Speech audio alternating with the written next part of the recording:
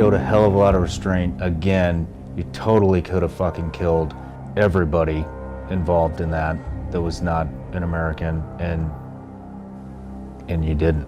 And you did save it from being an international incident. And then the next day, we went and paid him a visit with some very interesting Afghan intelligence people. The car was on fire, flames were coming through the windows. What was the conversation like in the car? So the first thought was, okay, how are we gonna get out of here? So I clicked the button and said, we're hit, we're on fire, you need to get the fuck out now. How many operators are on the ground? Me and my partner, who had unasked the vehicle unexpectedly, was looking everywhere for my rifle, which I could not find. You didn't have your rifle? But this dude's head, so he looked into his eyes again for a second time. He just, Yep. I needed backup. I called you. We were cleared hot just to go in there and smoke his ass and let you out of there. I mean, he was pissed. I mean, I kicked the shit out of him right in front of all his fucking buddies before he showed up. His whole face just sitting on the ground. Got a gory but great picture of the dude's last moment on earth. He said, yes, ma'am, but he's not here. He's at the hospital. And I screamed, he's at the hospital? He said, yes, ma'am, he's been shot in the head. I already know the answer to this, but you need to say it. Are you innocent? Fuck yeah, I'm innocent.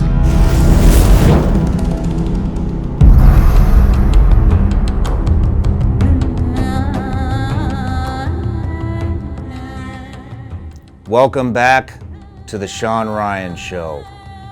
Our last episode, once again, we absolutely crushed the ratings across the boards. We were on the top charts on iTunes.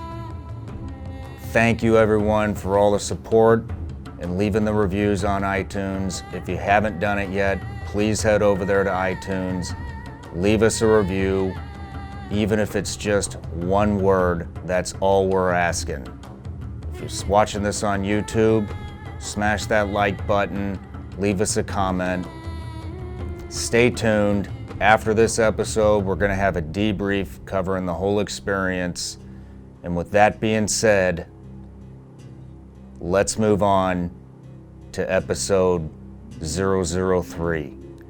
I brought you guys a former Green Beret. He's got over 20 combat deployments with the CIA. He's also known as Headshot Don. Guys, Don has a really bad traumatic brain injury.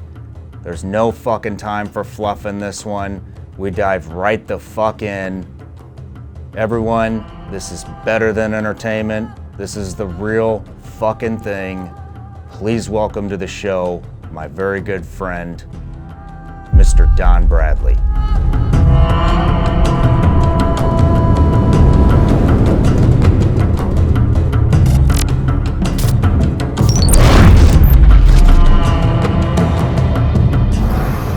Don, welcome to the Shawn Ryan Show. Thanks, Shawn. Thanks for having me back. My pleasure. Your story is way out of my wheelhouse. Usually I go in kind of a timeline where we started childhood, move on to military career, move on to CIA or anything after that, hit transition and kind of what you're doing now. But your story is completely different. And you got shot in the head. You have a very severe TBI, traumatic brain injury. We tried this yesterday. You only have so much brain power a day before things start slipping, unfortunately. So we're just going to cut right to the chase. We're going to want to touch a little bit on, very briefly on your military background and your well-respected career within the CIA. And then I want to move to stateside. Okay. So let's start off. You have 4 call signs, or your name plus 3 call signs. Right. Yep. You started off at the CIA with the call sign Vincent. Where did that come from? So Vincent, way back when they first started making motorcycles for racing, The baddest motorcycle ever made at that time was made by a company called Vincent. And you're a gearhead. I've been riding since I was 4 years old. I got on my first mini bike. Damn, that's a long time. Yep. But, so you got Vincent. That didn't stick very long. Let's talk about how you got the Callsign Lucky. Okay, yeah, I was only Vincent for a hot minute. Yeah. And then one day down in Kandahar, we were doing a move because we weren't on CAF, which is Kandahar Airfield, where the military are. We had to move some people to the airfield, and on the way, my vehicle got rammed by a suicide bomber driving a car loaded with explosives, which we know in our terminology as VBID, or Vehicle-Borne Improvised Explosive Device. I remember when that happened. I just showed up to Kandahar. We were actually just looking at one of my platoon plaques. My first combat deployment was SEAL Team 2. We show up. One of the first things that we get is a brief on what had happened. I believe at the time was yesterday. And they show us this nice SUV, which was nice. And then they showed us what it looked like now, after you got hit with a car bomb. We didn't know each other at the time, but I think the only way to describe that vehicle, and if you're watching this on YouTube, it's on the screen right now, it looks like an asshole that had just been turned inside out and thrown on the side of the road. And you and everybody in that car survived that. Yeah, we got out alive. Why don't you walk us through a little bit about what's it like to go flying through the air in a armored SUV in one of the most dangerous provinces in Afghanistan? Well, it was interesting to say the least. We did have our escorts with us, which are the locals that we basically hire and train up and turn them into professionals. And coincidentally, I had them out on the range doing what any good SF guy would do, which is train them up, make sure they're proficient. And we were doing movement to contact drills in vehicles. So here we are driving down the road now, and this dude rams into the side of the vehicle, blows us up. We roll over, we land first on my side, then we went to the roof, which had a sunroof. I don't know why, because you couldn't reach it. There was armor on the roof as well, but that made the most horrible sound that I'll never forget as the glass shattered and drug along the metal of the roof as we were sliding on the roof. Then, of course, we ended up on the passenger side, perched on the passenger side, facing 180 degrees from our original direction of travel. I can't get over that you actually survived that, because I mean, when I got into country, it was right after Red Wing had happened. Yeah. Got some briefings up north there. Then we moved down to Kandahar, to the agency base. I saw that car thinking, holy shit, shit's getting real fucking real fast. And I can't believe anybody walked out of that car.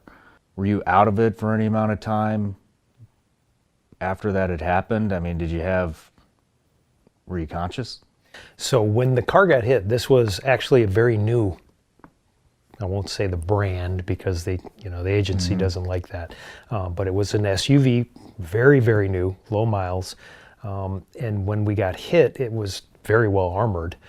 So the pressure literally forced everything tight into a box, and we felt next to nothing. However, when you slam onto one side, roll onto the roof, spin around, and end up on the other side, which, by the way, during that, the window did what it was designed to do, which is fall out onto the ground. Now we got flames coming in there with us as well. But up until that moment, we were sealed. We were very, very well protected inside. So the real damage came from the things that we had inside, like weapons, personal belonging, equipment in the car. During that rollover, that shit was flying around in there. So people got hit by the debris that was stowed nicely and secured for what we thought was fine at the time. We made some changes after that. But the only real injuries was the people that got hit by things flying around in the car. So it was nothing serious at all? No, yeah, just some bumps, bruises, some stitches. I think there was maybe one cracked rib. I honestly had not a scratch on me, which is why they were like, put out a worldwide communication saying this person, who of course was me, just not my actual name, was from that moment on, Callsign Lucky. Wow, and that stuck with you for a very long time. Till I got shot in the head. Sometimes people see these cars coming, a car bomb, motorcycle bomb, whatever. Sometimes they know it's about to happen, sometimes they don't. Mm-hmm. I guess maybe that probably has something to do with how heads up you are on the road. Did you know what was about to happen, or did it take you completely by surprise?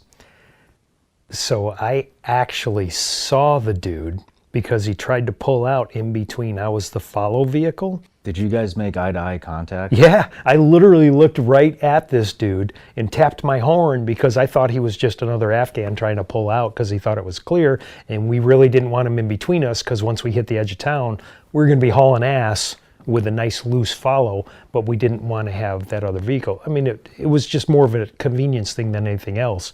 So he had pulled off to the side of the road, complying with our lead vehicle, which was the local's gun truck. So everybody's, everything was pretty cool. But when he started to nudge forward like he was going to pull out, I tapped the horn twice, and he looked right at me, and he gave me one of them really standard patented Afghan bows and the hand up like, oh, I'm sorry. If you've worked in that environment, you've seen it a million times because there's people everywhere you go. And then when we went by him, lo and behold, this dude driving this just piece of crap car, which again you see all over there, he didn't give me any indication that he was a threat. I did see him. He looked right at me. I looked right at him, and I was like, cool. He was cool. And then he freaking rams us and blows us up. It's like, okay. So he didn't show any, No. none of the typical signs, he wasn't nervous, wasn't sweating, none of that shit. Nope. He just... Because I saw him clear as day. The car wasn't like all weighted funny on one side. It was masked very well because I was aware of the threats and I was looking for the threats, and he got one by and bam, there we go. Son of a bitch. Was there any type of a follow-on attack? A lot of times that's an initiation to something a lot bigger. Right. There was not. We literally, the escorts, like I said, did their job. Nobody took a shot at us. Not one shot. Not one shot. There was no additional follow-on. It wasn't an initiator to a bigger ambush, which is what you're kind of referring to there. There was nothing. It was just one dude in a car bomb trying to make a point. In the vehicle, before you exited, you had mentioned that the car was on fire, flames were coming through the windows. How long, what was the conversation like in the car with your riding partner and any other assets or special people, we'll just call them? Sure. What was that conversation like? So, like I mentioned, we ended up on the passenger side. So we're literally, the vehicle's like this, and I'm turned sideways looking out. The first thought was everything to my right, which was the bottom of the vehicle and the driver's side, which is now straight up in the air, had big flames coming around it. So the first thought was, okay, how are we going to get out of here? And then my passenger shotgun seat, who was a staffer for the agency, he said the words really fast and loud, "The windshield!" And I looked forward, and that's when I realized the flames were starting to come in because there was no windshield. And he went, he was gone. So it was just me and our passengers. From that point on, I was like, okay, he's doing something else. I guess we're on our own here. Yep. I did a quick self-assessment, you know, when it first happened, like, all right, my head seems fine, arms, fingers are still there, legs fell around, didn't feel anything wet. I saw my microphone, which was turned on to our internal channel, so I clicked the button and said, we're hit. And then from that point, I started talking to the passengers, making sure they're okay. Hey, you guys all right? Everything okay? One of them was pretty dazed. The other one was shocked, but otherwise fine. So I talked them through coming out, literally step by step, come on out, you know, here, I want you to do this. And one of my partners, the guy who was the right seat in the lead vehicle, who goes by Duck, or did at the time, went by call sign Duck, former SEAL, he was Johnny on the spot, man, right there at the corner of our vehicle saying, come to me, while I'm talking them out. One of the passengers was insistent he needed to get something out of the back, and I had to eventually tell him the third time I said, you need to get out. I said, look, we're on fire. You need to get the fuck out now, which it finally shook him. He was like, oh, okay. And he stopped hunting around for something in the debris that was now everywhere inside of there. He went out, and then I climbed out of my chair, or my seat, got down onto the window, if you will, or the passenger's door window, did a quick search around, grabbed a radio, grabbed a bandolier of 203 rounds, grabbed the grenade launcher that went with it, slung it over my body, was looking everywhere for my rifle, which I could not find, and the flames were literally coming in. As a matter of fact, while I was sitting in the chair talking them through, I kept doing this because I was like, damn it, stop it, because the flames were coming around and trying to burn my face. But then I had all that stuff, got out, moved away from the vehicle. You didn't have your rifle? No, it wasn't in the car. So all you had was what? A pistol and my pistol, your 203? a 203, and a bandolier of rounds. Holy shit, which Yep. is what, maybe 20 rounds tops? Probably. Yeah, I think it was 20 rounds, if I'm not mistaken. How many operators are on the ground? So me and my partner, who had unasked the vehicle unexpectedly, and then the two guys that were driving the other vehicle, one of which stayed in the driver's position. The Duck got out of the passenger's position and came and helped. Of course, like I said, the escorts, we had just trained on movement to contact 2 days prior. So they did exactly what we had just trained to do, surrounded the area, controlled it while we got out. And later, the guy that had unasked my passenger seat, who was now running around screaming outside, finally came up to me and smacked me in the chest. He goes, "Here's your rifle." And I took it and I looked at it, and it was so covered in soot and ash and crap. I was like, I don't think that's mine, but whatever. I got a rifle now. I'm good, you know? So you're with 4 operators, but Four we'll total. call it 3.5 because one's a fucking loser. So, but how many liabilities? There were 2 in each car, so we then had to put our 2 in the other car. So you're babysitting 4 people. 4 folks. You got 3 operators, and you got 1 guy that's just lost his fucking mind. Yep. He Wow. did get a nice award, though, because yeah, he was you the know. staffer. That's how it works over there. Yep. Did anybody fire any shots after this?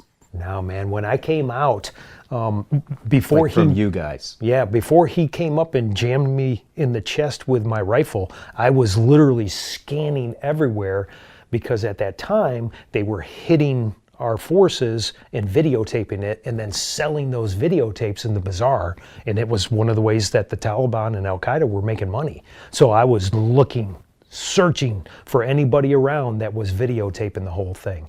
Didn't see anybody. So no, we didn't have to fire a shot. Wow, nobody videoed. I remember when that was all happening because they actually videoed some of Red Wing, and I used to get these videos from our intel department, and I would use them to kind of, it was almost like a pre-mission ritual to get my mind where I wanted it to be before we would go on ops. But they didn't video it. And you guys, I mean, that shows a lot of discipline, and that one shot was fired from you or your team after being hit with a fucking car bomb. Your shit's on fire. You got 4 liabilities that you're trying to keep command and control over. You got one guy who's lost his fucking mind, and then the other 2 guys who sound like they're pretty solid. Yep. Do you think you had any TBI from that, or any long-term injuries from that blast?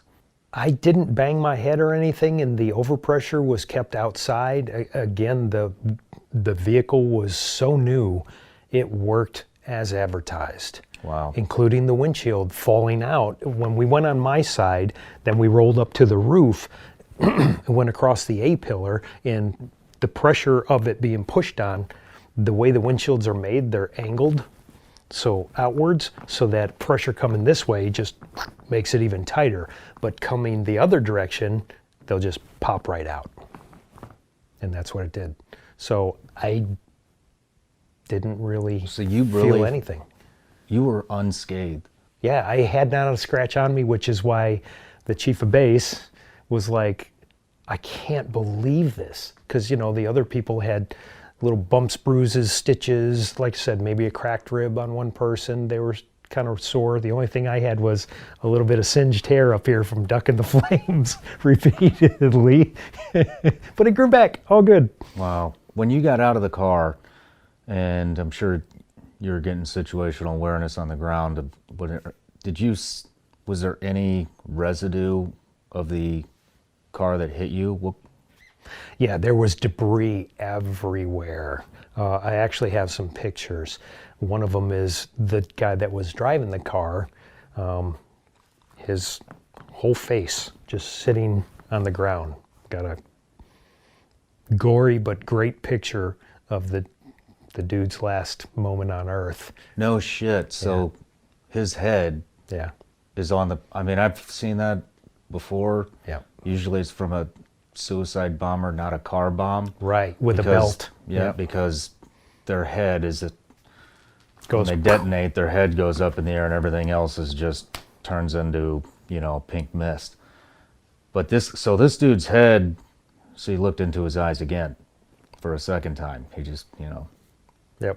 wasn't mentally present anymore. He was there, but he was no longer there. Well, you know, I'm sure he was there in spirit. But, wow. And you have pictures of that. Yeah, I do. I don't know if we can put those on the channel or not, but... It's kind of graphic. I'd like to see them. I'll be happy to show you to you. So, I mean, that's a pretty damn fitting call sign. Was anybody... How the fuck did you get out of there? You're down a vehicle. Yep. Was anybody coming to get you? Did you have comms with anybody higher? Well, we just let them know through the SATCOM that we had been hit, we had recovered all passengers, and we were continuing mission. So basically, we jammed all of our packs into the first vehicle. So now they're literally sardines. We had one person sitting in the very back with their luggage, you know, kind of laid out across it, and the 3 of them pinned in. It doesn't sound like that would be that tight, but as you and I both know, you're wearing full body armor, which they only wear it when they got to move, so it's not stuff that fits them, it's just big bulky stuff to keep them safe. So they're jammed in there. So Duck and I, you know, my right seat guy ended up taking the right seat of the other vehicle, and then Duck and I got in the back seat of our escort's pickup truck, and we actually let it out. So the remaining vehicle followed us in the lead gun truck, so now we're literally riding in a thin skin with the locals, and then the tail gun truck came up behind us, and now 3 vehicles continued on to Kandahar Airfield. Wow. In fact, we had to calm the driver down because he was going so fucking fast. We were both afraid that he was going to wreck and kill us after we just lived through this crazy shit. How was that? Hey, dude, chill out, man. It's, like, it's hey, just man, a car it's bomb, okay. no big deal. Slow down just a little bit. And he was like, huh, huh, huh. It's like, no, it's good, Just slow down a little bit, slow down. And he kind of slowed down, like, good, yes, good. And we were still going really fast, but the truck wasn't going so bad it felt like the front end was going to fall off or he was going to lose control. So yeah, it was kind of a funny after effect. In fact, Duck and I looked at each other and he goes, dude, I hate to sound so crass, but I so wish I had my camera, because when that car blew up, it was spectacular. It was like something out of a movie. I mean, our car, when we were out of it, because it was pissing fuel out the tank because of the heat from all the flames, and that fuel was coming out raw, but where it ended, it was on fire. So it was like your flamethrower over here in a much grander scale. And it's like as the fuel level went down, it worked its way back, and when it got to the vehicle, that whole thing went boom! And it was like a 3-story high fireball. Holy shit. Yeah, I was standing about 50 feet away from it and went, wow. I will never forget when I saw where they put the car and they let us go look at it. And I mean, still to this day, even looking at the picture, I just can't believe anybody survived that. And then at the same time, we had no idea agency personnel were even there. Right. We had just gotten there, and I was like, holy shit, CIA's here? And yeah. And that was me. Yep. We were getting blown up. But last thing on this. Do you think there's anything you could have done to prevent that? I mean, it doesn't sound like there was much. You could have taken a different route maybe, but I mean, all in all, you saw the threat. You didn't think he was a threat. He blows himself up. Is there anything you would have done different or could have done different to avoid that entire thing? Unfortunately, it was one of those situations where we had little to no choice on the route because there was only one way to get there. So you were channelized. And I did see him, like I said, and I looked right at him, and he gave me no indication whatsoever that he was a threat. And like I said, we knew there were threats, so we were looking for threats. We had really good intel. But, you know, just because you know they're there, you don't know exactly which one it is. And if the guy doesn't look like he's doing anything wrong and he looks like he's complying with simple gestures, drive on, move. You know? Well, I mean, even good intel, I mean, you know, what are they going to tell you? A fucking white Toyota Corolla is a car bomb with a license plate number? That's like, over there, you're either driving a white Toyota Corolla or a fucking Toyota Hilux. Hilux, yep. Or a motorcycle, and that's about it. Yep. So...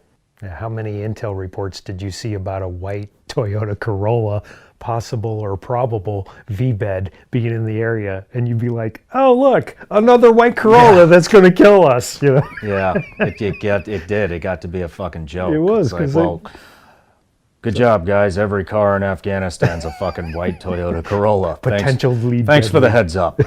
But, so, moving forward just a little bit, we finally got to work together in the capital in Kabul. We got into a little tiff that could have gone extremely bad. I needed backup. I called you. Unfortunately for you, you were eating an omelet and had to leave it. But, and I lost a red shoe.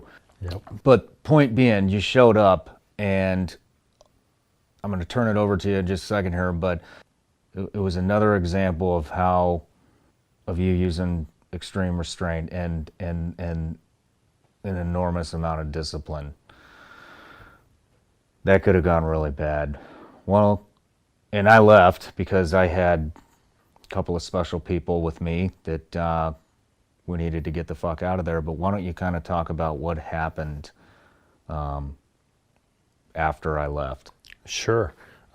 Like you said, we obviously responded to a QRF call.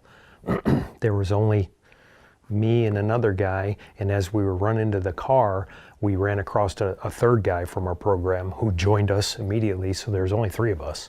And when we got there, we recognized that you guys were blocked in. They weren't letting you out. These were Afghan soldiers. They had guns.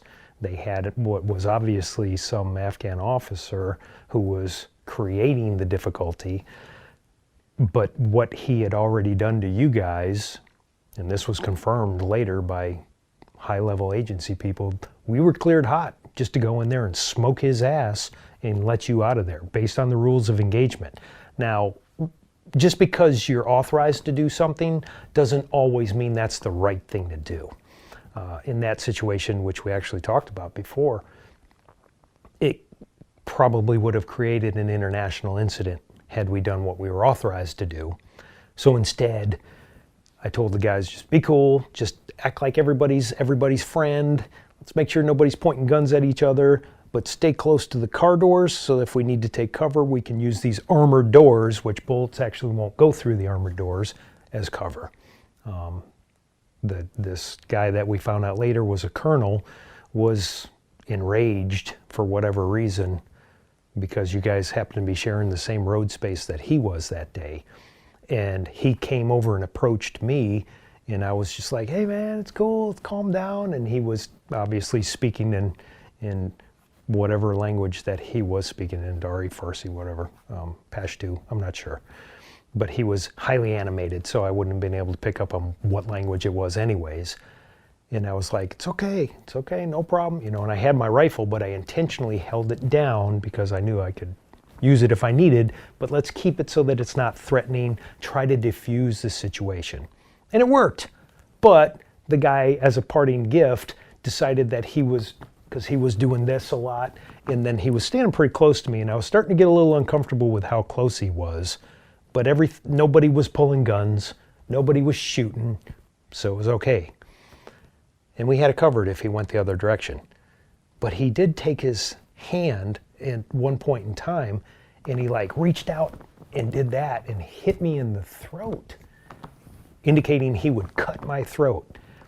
And at that point in time, that's where the real restraint came in, because now I'm wanting to subdue this guy, roll him up, and take him back for some extracurricular questioning with our people.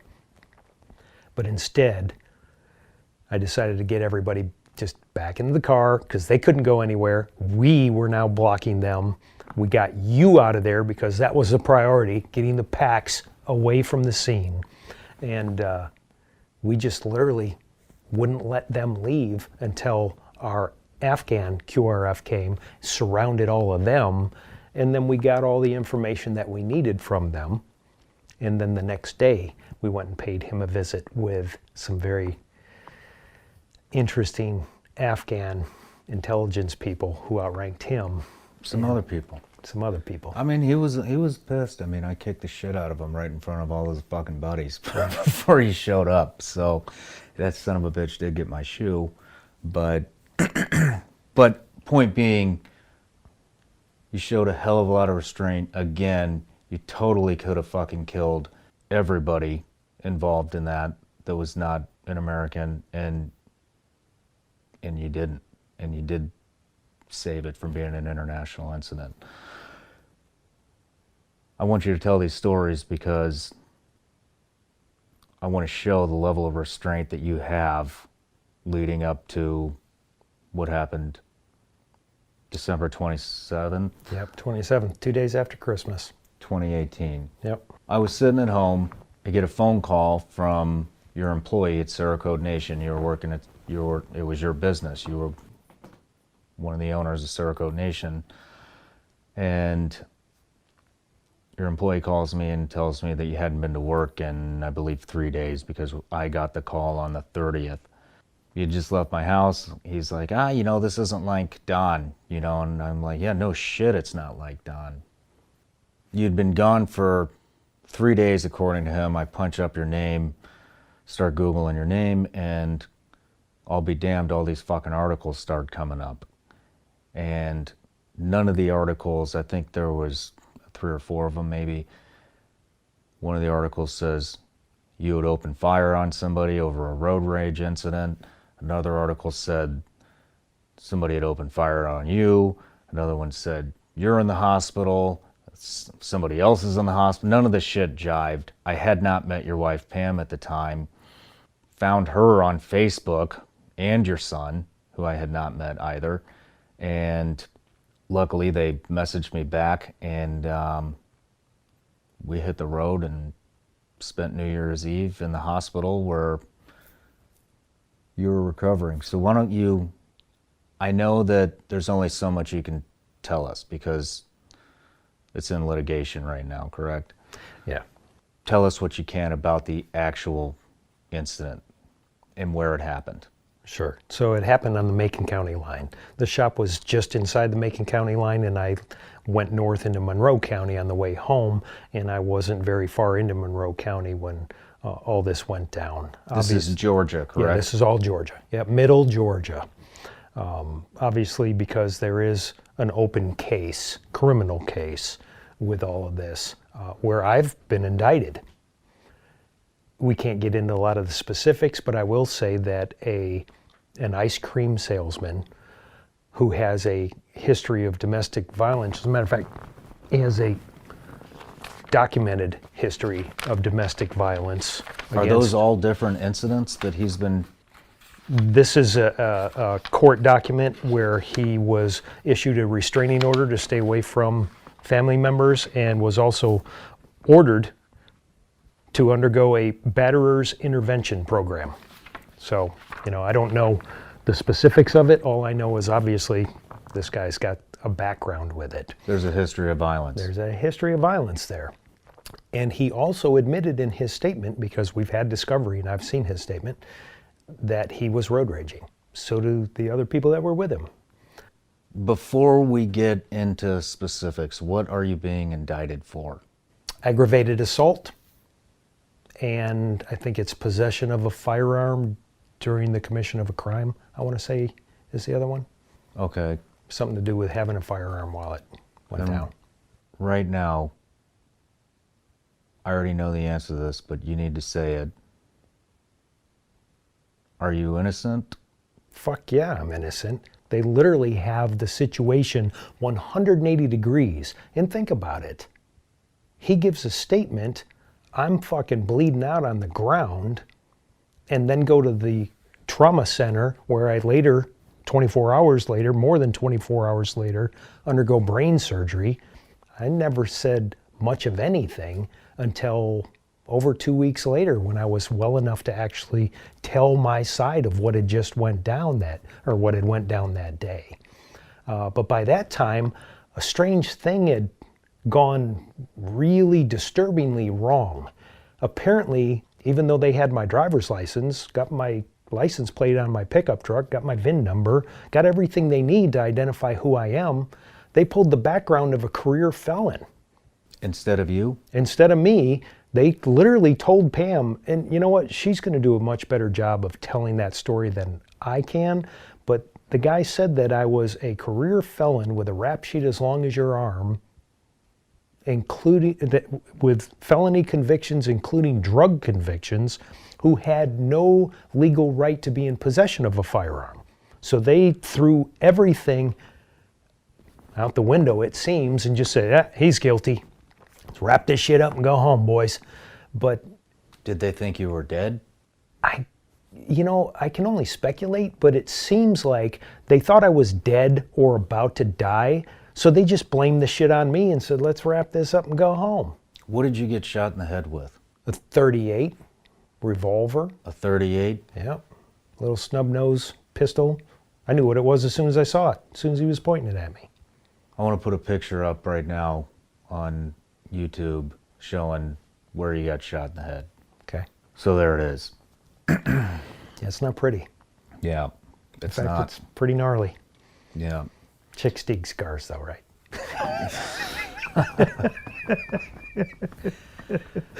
Yeah. You're shot in the head by a .38 revolver. Was it instant lights out? There's not a whole hell of a lot of people in the world that live to tell the tale of being shot in the head. Was it lights out? Do you remember? I don't remember being hit. Okay. What's your first memory after being hit? There was some real foggy stuff. I was in and out of consciousness. The first real memory, I was actually in the emergency room of this trauma center being wheeled around, because I remember the movement was really, really difficult, because moving at all at that point, you know, with a freaking bullet in your brain, was messing with the wound, the injury. The bullet was... It was inside my skull. It's in there. Yeah. Is it still in there? Well, it was, I'm guessing that it was a hollow point, and I think that's an educated guess, but it turned into a bunch of shrapnel pieces once it hit my skull. It broke my skull. I have a indentation to this day, and of course it popped or shattered pieces in other areas where I got hairline fractures, spiral fractures, just a lot of shit. And the bullet fragments went in, and they're literally sitting on the artery that feeds the right hemisphere of my brain. So they're literally surrounding it. Sharp little shards of steel, lead are sitting on top of that artery. I put the x-rays on the screen right now. Yeah, so big concern is obviously with the doctors, it's common to have seizures around the 1 year mark. If I have a seizure, one of those shards will almost certainly poke through that artery and it'll kill me. Well, we're right at a year. Yep. And Yep. CBD, your old brother. call sign was Lucky. Yeah. So let's pray that that continues. Yeah, well, with the help of CBD, because I tried using their anti-seizure medicine for a few weeks and it just made me violently ill. So I switched to CBD. Now I live in Florida and I actually take medical grade CBD in Florida. But that shit's magic. Well, that's good to hear that something's helping you, man. Yeah. So where was Pam during all this? You're in the hospital. We talked about your first memory. You're getting wheeled around. Where's your wife? She's at home wondering where the hell I am. Well, speaking of your wife, we actually have her on the line. So, hey Pam, how are you? Good. How are you guys doing? I'm doing pretty good. So I have your husband sitting here, and we just got to the part where he was shot in the head. Now he's in the hospital. You don't know where he's at. Can you kind of walk us through a sequence of events on what happened from your perspective and also how you were treated after your husband's just been shot in the head? Sure. Usually Don beats me home from work.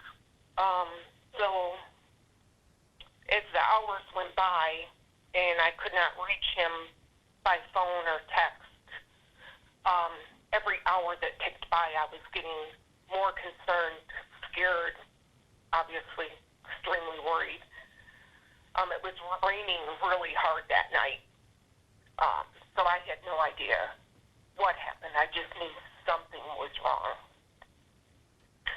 I literally got to a point where I called every hospital in Georgia and was told that he was not at any of the hospitals I called. A few of them I actually called twice because I thought the response that I got when I called was a little off. Anyways, finally, my son became as worried as I was after, obviously the hours went by. And we figured out Don's password finally. And my son and I tracked his phone. You found him by tracking his phone? Yes. And Don's not a bar hopper or anything, like he's not a drinker. He definitely wasn't at the bar. You know 100% something's going on. Exactly. There's no doubt in my mind. I knew I could sense something was wrong, but I just had no idea what. We pinged his phone, and it pinged behind a fire station. So I, of course, looked up the number and called the fire station right away. Told them, my husband has been missing since 3 afternoon was the last time I spoke with him. And his phone is pinging behind your fire station. I said, can you please tell me what's behind the fire station? And the fireman told me that it was a holding lot. And we've never had any contact at all with the police at all. So I said to him, what is a holding lot? I had no idea. How long had he been missing at this point? This was about 1 o'clock in the morning that we finally pinged his phone. Okay. And Dom, were you conscious at all at this time? Completely out? I don't remember any of that. They had me on morphine drip. Yeah. The fireman actually put me on hold and got me the number to the police department, and then I called the police department. And I never called the police department before this because Don's never been in any type of trouble, so I knew he wasn't going to be at a police department, you know. It was just totally out of line. My thing was with the weather situation that, you know, something might have happened. What police department did you contact? It was the Monroe County Sheriff's Department. Okay. And so I called there and actually spoke to a Corporal and my son, of course, was with me this whole time. We had this guy on speakerphone. And, Corporal told me that they had my husband and they were processing him, but he was injured, but they're processing him. And so me never dealing with, like I said, the police before, I assumed Don was at the police department, and I mean, he had a cut on his hand or something. I mean, I had no clue. And I said, is there a reason that he hasn't been able to, is there a reason he hasn't called me yet? They mean processing as in processing like you're going to jail? Exactly. And you don't know he's been shot in the head at this point? Oh, no. Okay. No, I have no idea. I'm literally thinking that he's at the jail and I'm assuming he's got a cut on his hand or something, you know. I have no clue.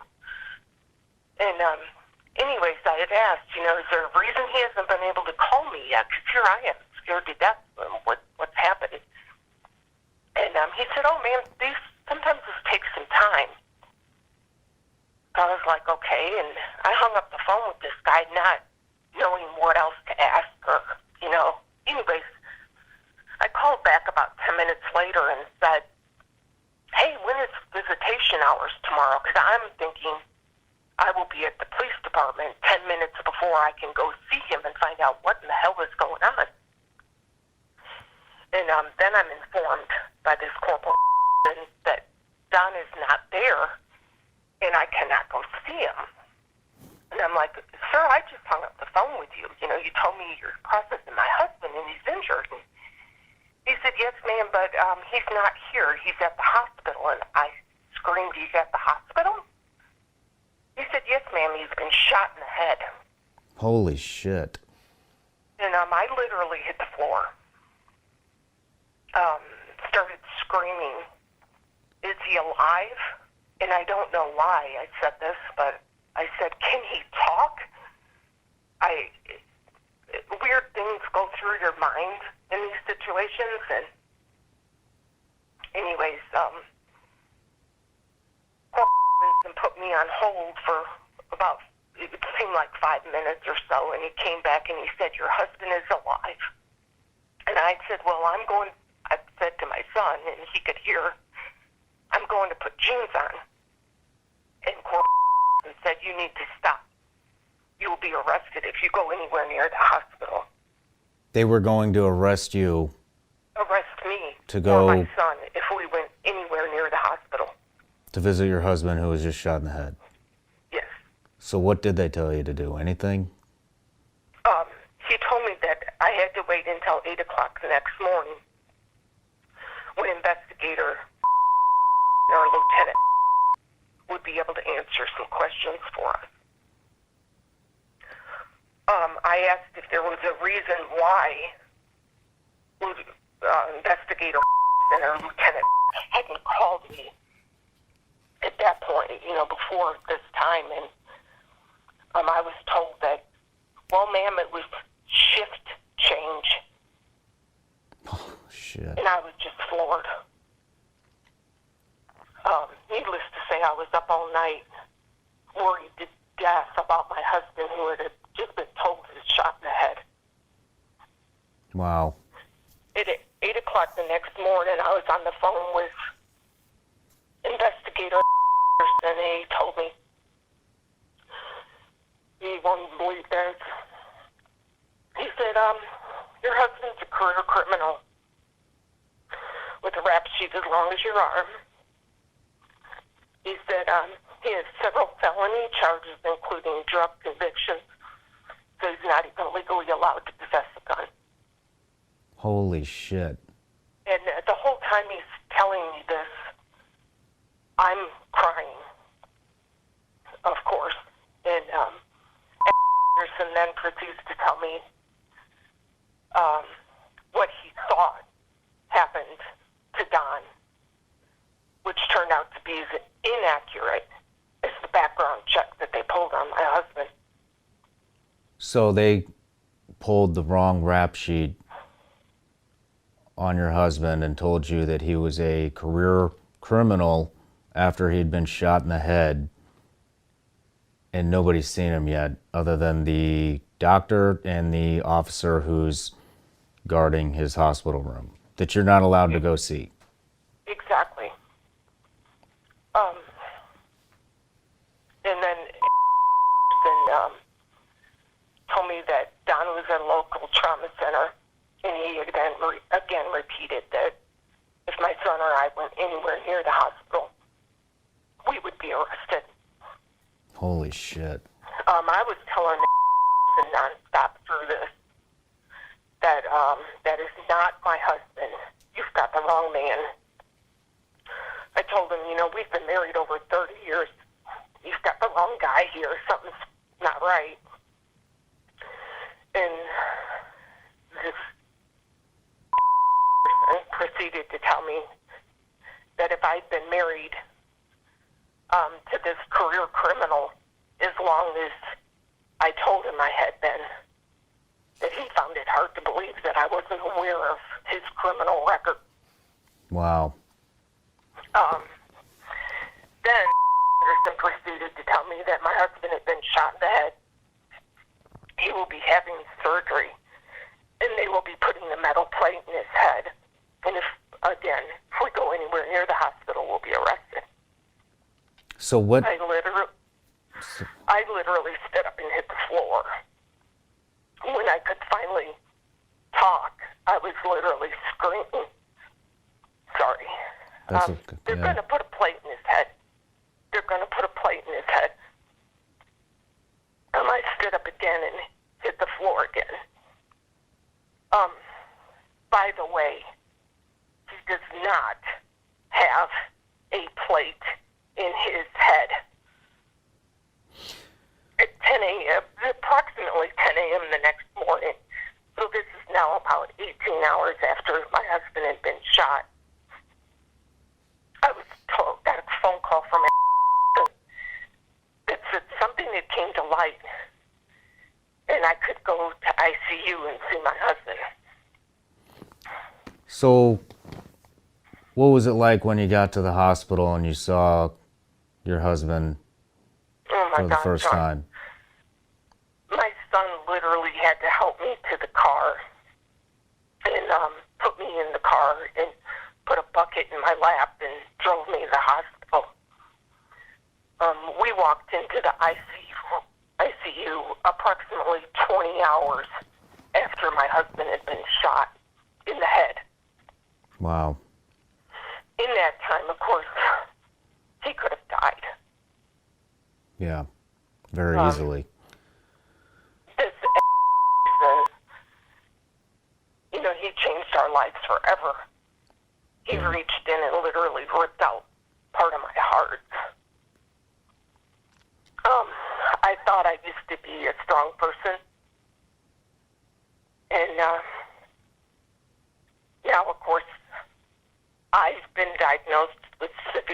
panic attacks and PTSD from the way we were treated. Wow. So, walking in, no, I apologize. Walking in to see Don, once I got there, the total shock of seeing it all was just overwhelming. I stayed extremely calm once I was with him, which was really surprising. But I ran right to him and grabbed his hand and said, "Baby, I'm here." was Don responsive? Do you remember this, Don? Kinda. So you were like in and out. Oh yeah, at this point. Fucked up, bro. Okay. I mean, I don't know why. Sure. You've been blown up. Yeah. But I'm just kidding. But did the relationship with Monroe County Sheriff's Department improve after they had realized that they had given you the wrong fucking rap sheet and allowed you to go to the hospital and see your husband? Did they get any better? Did they improve? Did they apologize? I was actually, oh God, no. I was actually told by and I told him on the phone at one point that I had to have Don's cell phone. I said, I've got to get in touch with his shop. I've got to let somebody know what's going on. And told me that he would bring the cell phone to Don's hospital. Well, needless to say, he did not do that. And I did not speak with him again at that point. It got to a point where I couldn't even communicate with people. I had the words, but I couldn't get the words out. And the only time I was calmed down a little bit was when I was actually with Don. It was just crazy. And a lot of things happened during this process too. The way they treated my son, myself, and my husband is just totally unacceptable.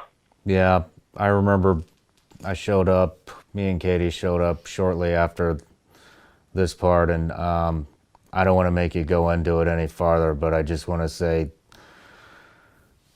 thank you for reliving that with us, and I appreciate you taking our call. And Don, you have anything? Love you, baby. I love you too. All right, I Pam. can just say one quick thing, Shawn. Of course. I don't care if you're purple or green or red or blue. Nobody should be treated the way Monroe County Sheriff's Department treated my family. Nobody. Yeah, that's for damn sure. And I still struggle with, I have no idea how to thank the people that helped us. I thank God for not taking Don from me that night. Thank the nurses and the doctors for keeping my husband alive. I thank, my son who, wow, we raised such a strong young man who helped me so much through all of this. My boss, my coworkers, my mother who financially stepped up and helped us, Clock Tower and Ninja and Keith and you and Katie, Kirk and James Meehan, and all the people that were en route to my house that I stopped. How do you thank these people? Well, you just did, and it just shows you guys got a lot of love coming towards you, and we're all praying for you. Yeah. So, all right, Pam, we're gonna let you go for now. All right, love you guys. Love you too. Love you too. Thank you. All right, bye. Bye-bye. Well, that was pretty emotional. What's it like to hear your wife tell that story? It rips my fucking heart out, dude. We've been married for 35 years. We dated for 2 years before we were married. We know each other. That's my best friend. And that guy talked to her like she was white trash that was beneath him. And I'll never forgive him for that. That's tough to listen to, man. Yeah. I mean, to be treated like that, 14 years in the military, a Green Beret, a SEER instructor in the Air Force, then how many years did you do at the agency? 8 years, 21 trips. 8 years at the agency, 21 trips. 21 trips. Fuck, I think you have me beat. But 21 trips with the agency, they mistake your record for a fucking criminal's record. They don't correct it. And the next thing you know, and if I'm mistaken, correct me, but this goes to the news. Yeah, that's really one of the disturbing things that happened was, first of all, they misidentified who I was and what my background is. I mean, because when you pull in whatever their computer system is that they look at it, it should have had nothing next to me. Maybe a speeding ticket, you know. But the sheriff, who coincidentally had just been sworn in 1 week to the day before this went down, within moments of this happening, he went on TV and he's basically talking all of this interpretation of what he thought happened, even though, one, obviously he wasn't there, two, he didn't have any statement or information from me, and three, he thought I was a career criminal. So the sheriff went on public television? Yes.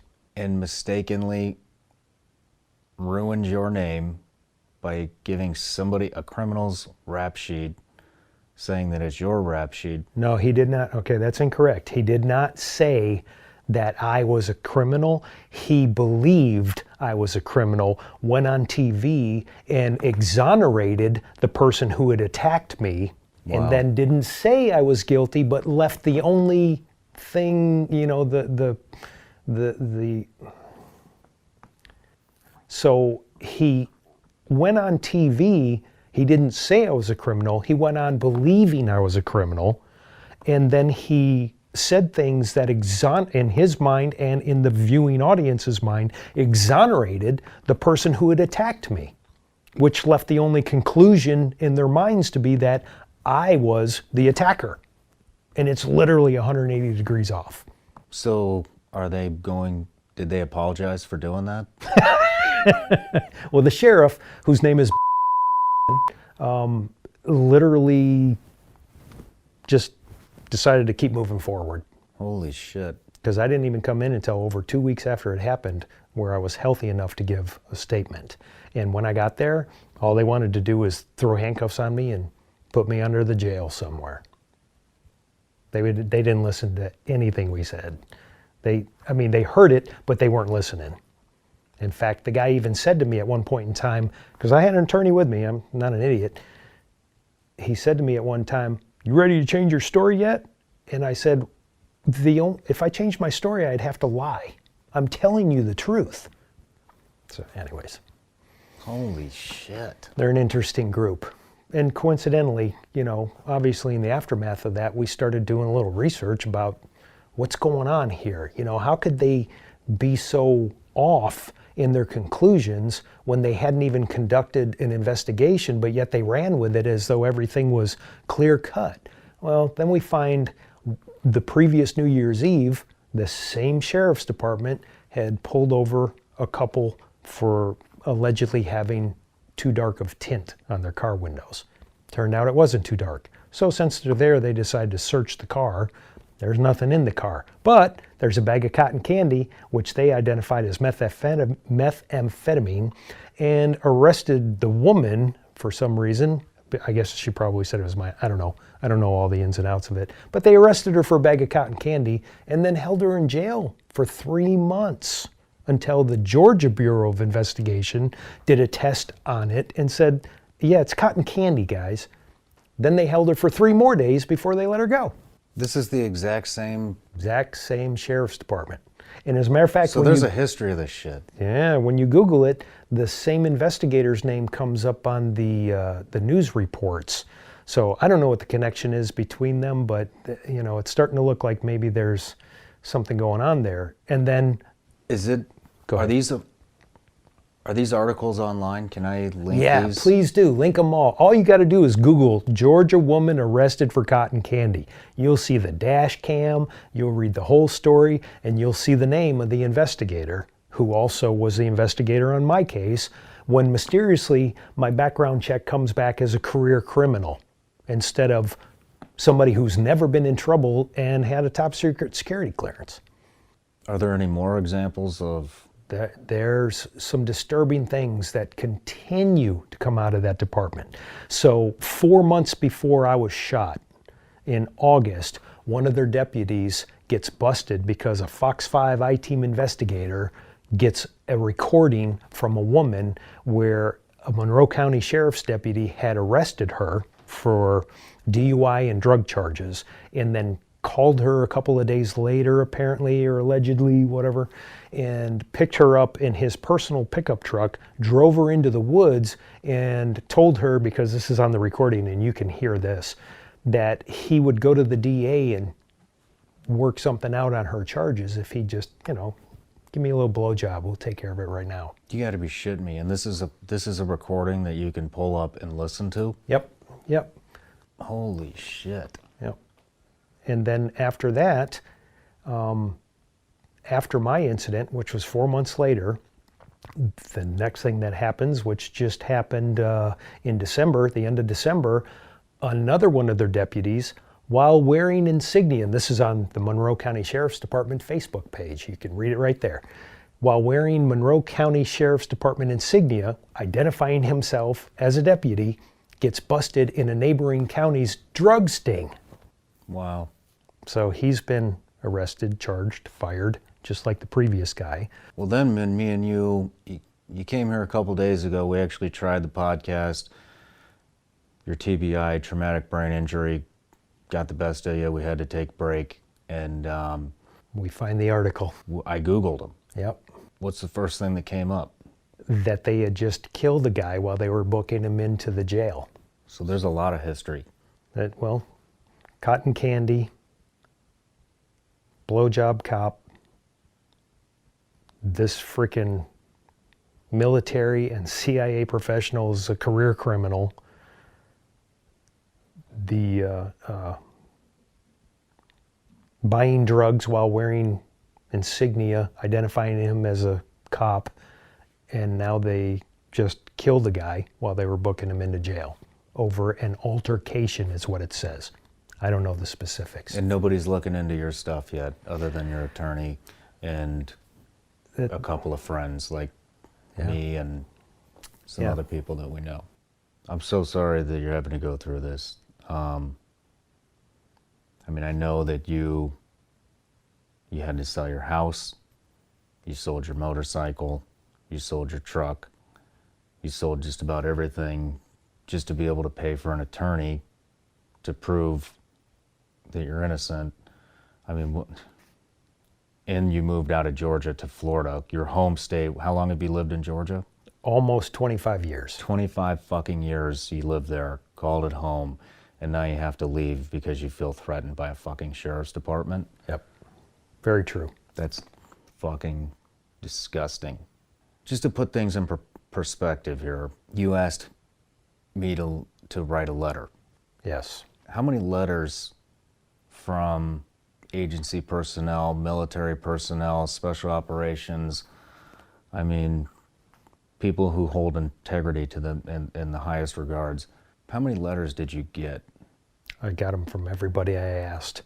Not only did they write them, but they were like, I'll expose my cover and testify for you because there's no way they got this right. I've seen you in action. I've seen you show tremendous restraint. There's no fucking way what they're saying happened.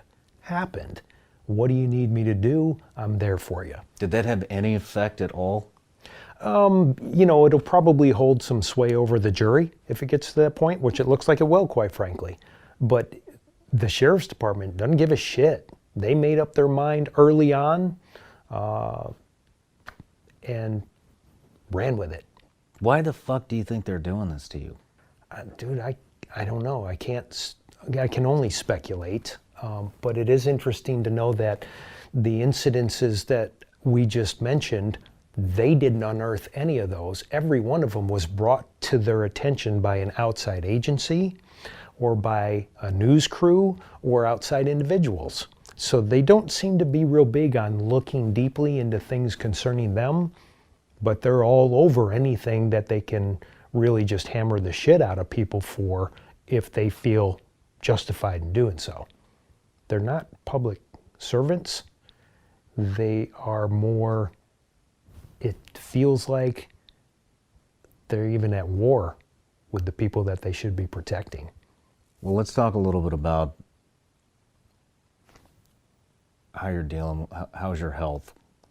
And I know being shot in the head has changed. Yeah. It's changed a lot of pretty much everything about your life. And I mean, we can't even get through. Yeah. We tried how many, 2 or 3 different times to make this podcast, and the brain injury just gets in the way every time. You get dizzy. Yep. Can you tell us a little bit about how this has changed your daily life and your wife and your son and your daughter? And Yeah, well, first off, it's very, very traumatic and has been damaging to Pam. Pam is the strongest person. She's been with me through the entire military career, all the deployments, all the CIA time. She found out later that I'd been blown up, and obviously she was very concerned about that, but she handled everything like a trooper. Strong woman. This has destroyed her. I mean, she has panic attacks. She's on medication to keep calm because when she starts thinking about it, well, you heard her on the phone. Her voice just shakes uncontrollably. She has a hard time even saying the words because it's just so overwhelming to her. As far as me, yeah, I'm fucked up, bro. I mean, I got shot in the head. yeah. So I've got residual issues. I have permanent balance issues, as you've seen. And sometimes the dizziness overwhelms me. It can even sweep me off my feet if I'm standing up, so I have to be careful. Helps a lot if I got my elbows on things because it's like my internal gyroscope's no longer working correctly. It does for short bursts, but then in the long term, it just starts going crazy and I get really dizzy really fast, start stumbling.